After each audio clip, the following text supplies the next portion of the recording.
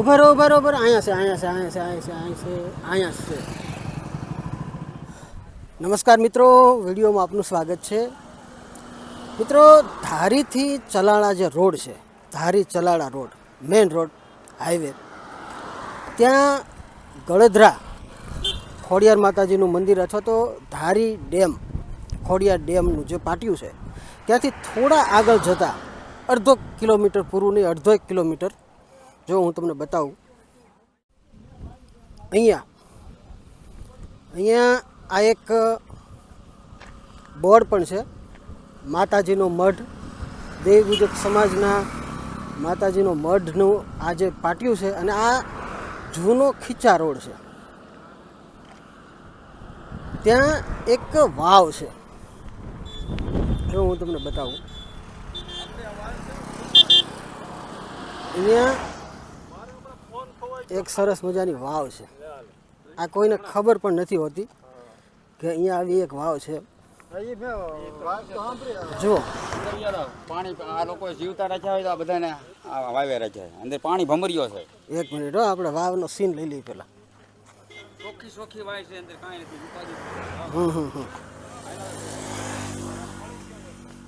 જુઓ, આ વાવ છે.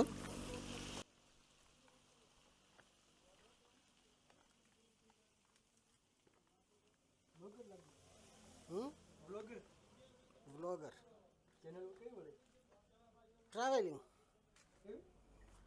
ટ્રાવેલ કરતા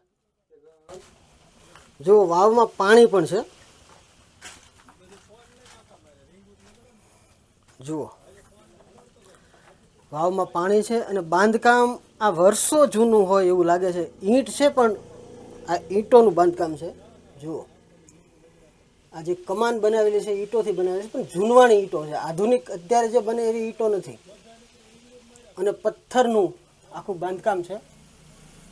જુઓ, અહીંયા એક તકતી પણ લાગેલી છે.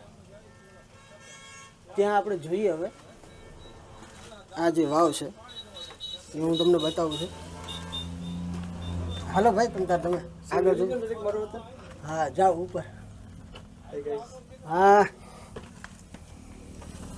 અહીંયા બરાબર આજે હું શૂટ કરવા આવ્યો એટલે મારી સાથે કેટલાક મિત્રો પણ આવ્યા છે. હા હો, travel with Bharat Vyas YouTube ઉપર સર્ચ કરો. આ બધા મિત્રો અમે આવ્યા છીએ અહીંયા જોવા માટે. હવે આપણે પેલી તકતી જે મારેલી છે ને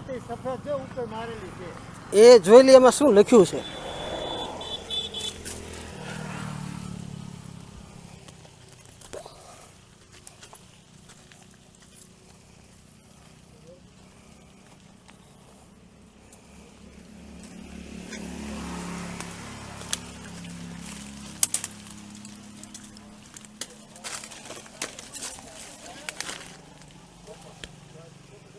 માં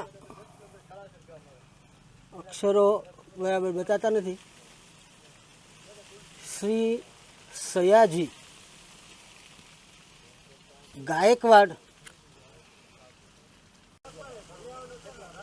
ટૂંકમાં આ ગાયકવાડ સ્ટેટ તરફથી બનાવેલી વાવ છે. અહીંથી બરાબર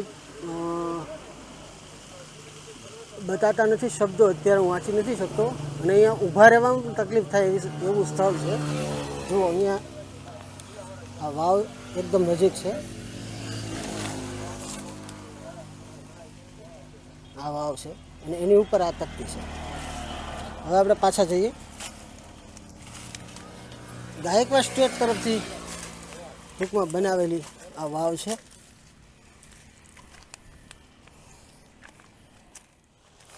જો અહીંયા આ આપણે આ ઉપરથી એનો સીન લઈએ છીએ આ વાવનો. આ રીતનું બાંધકામ છે આખું વાવનું. પગથિયાવાળી વાવ છે પણ સીધી વાવ છે. અહીંયા બાજુમાં આ કુંડી પણ બનાવેલી છે. જોકે કુંડી આધુનિક હમણાંની બનાવેલી હોય એવું લાગે છે, એ જૂનવાણી નથી. પણ આ વાવ જૂનવાણી અને પ્રાચીન છે.